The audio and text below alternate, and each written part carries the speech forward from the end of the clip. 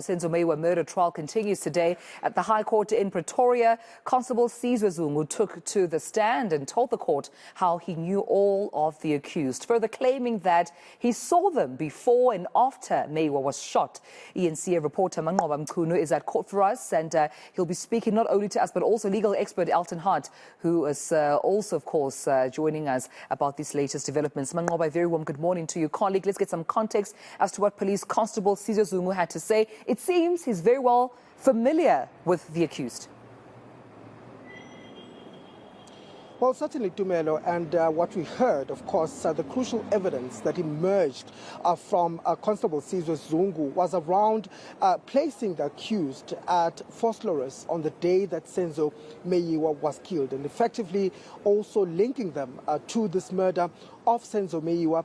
And he detailed, of course, how he had been invited to a gathering that had taken place at a hostel in Vosloorus. And this is a hostel that's not far away from where the Khumalo household was at the time.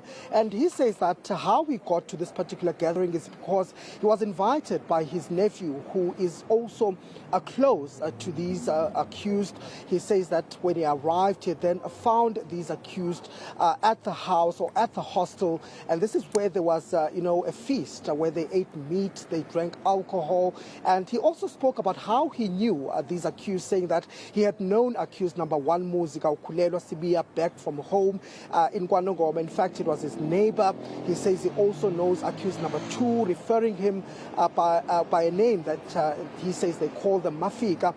He says he knows him from KwaNongoma as well. But accused 3, 4, and 5, he says he only met them in Gauteng, more specifically in the area of Vosloorus. So we have evidence now placing these accused at Vosloorus on the day that Senzo Meyiwa was killed. And in fact, it's not the first time, Tumelo, that we're hearing possible links between these accused. You recall the evidence of police officer Lamberto Steyn, which also, spoke about the telephone calls that had been made prior to Senzo Meyiwa's killing, seemingly suggesting that some of the accused had phoned each other, that they were in communication with each other. So it suggests that these were people that knew each other, people that were in constant communication, so to speak, as far as, this particular case is concerned. And then this particular link now being made that they were actually at the same place on that day when Senzo Meyiwa was killed. In fact, we saw photos also that were produced in court that seemingly showed these accused together on that particular day. He says at some particular point they disappeared.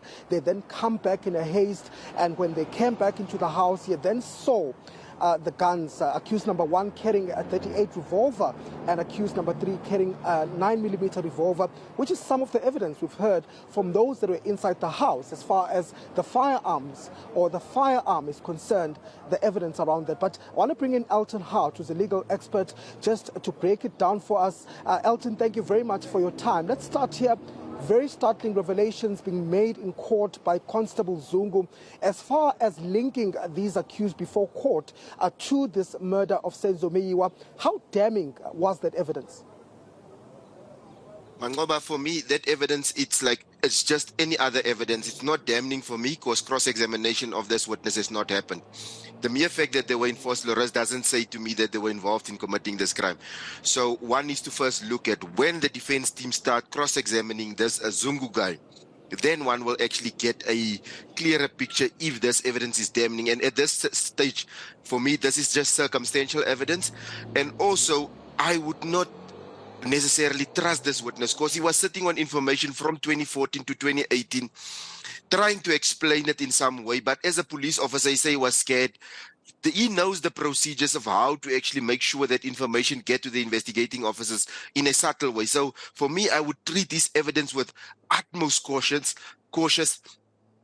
because it was brought in so late. And also the mere fact that he says to himself how he actually handles his own firearm. For me, this is not a person that really pays attention to the rules and regulations of how handling of a firearm. And that for me is where we will actually understand if this evidence is damning. Yes, he might say he knows them from KwaNongoma, but only to come out with that evidence now, it raises eyebrows for me.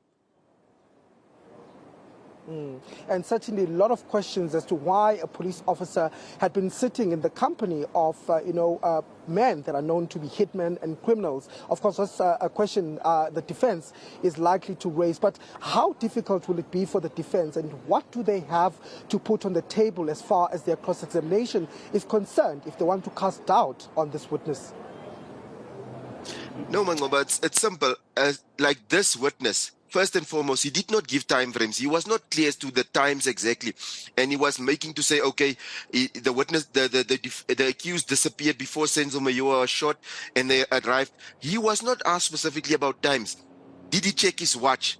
Did he know exactly what time it was? Because he never testified about looking at time to say, okay, it was between, and allegedly Senzo was shot more or less around 8 o'clock that night. So to say, okay, it's not far away, so they left maybe 7:30, and round about 8:30 they were back in the yard, or they left before that and they came after. He's sort of giving just a wide explanation before Senzo, and he did not even know when Senzo was shot. They told him, and also the evidence that he's tendering to say that one of them said, "Did you hear Senzo Meyiwa was late?"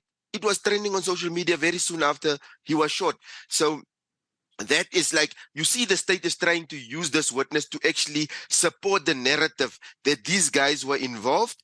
But also now, to me, if they say this was a robbery that gone wrong, then it means that this police officer should have sat in the company, because they're saying they were jolly, they were drinking, and they knew each other. And his cousin also reminded him of these people. So somehow, somewhere, he was amongst a group of criminals. Why did he not at that stage, when he saw the firearms in the room, when he say, they switched on the light, I saw the firearms. You as a police officer, you've got a duty to the South African public to report immediately, because these guys, to say, these are guys with guns.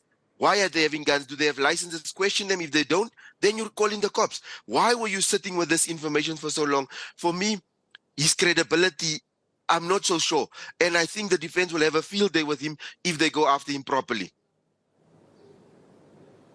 Well, thank you very much, Alton, for your analysis there. That was Alton Hart, a legal expert, just weighing in and analyzing some of the evidence that we've heard here in court. Of course, we're expecting Constable Senzo Meyiwa to wrap up his examination, or rather his evidence in chief this morning, Tumelo, before cross-examination then begins. With, of course, we saw in the past few days the defense asking for time to really prepare for cross-examination. It will be crucial for them to try and discredit some of the information and the claims that have been made by Constable Meyiwa. And I suppose that's why, Manqoba, it was important for the defense to study the contents of his statement timeously and have thorough engagement and consultations with their clients before this cross-examination. Will be an interesting turn of events, and we'll be sure to give it live right here on eNCA for our viewers as we take you back in court. eNCA reporter Manqoba Mchunu, thanks, colleague, for this update.